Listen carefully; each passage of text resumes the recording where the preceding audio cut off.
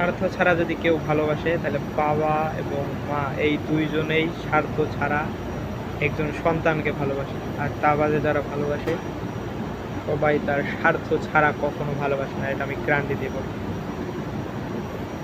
একজন স্ত্রী যে ভালোবাসে সেও তার সুখে থাকার জন্য তোমাকে ভালোবাসে। তুমি তাকে সুখে রাখতে পারবা না, তোমাকে ভালোবাসবে, ভালো কিছু দিতে পারবা ভালো। আর মাকে তুমি কিছুই দিবা না।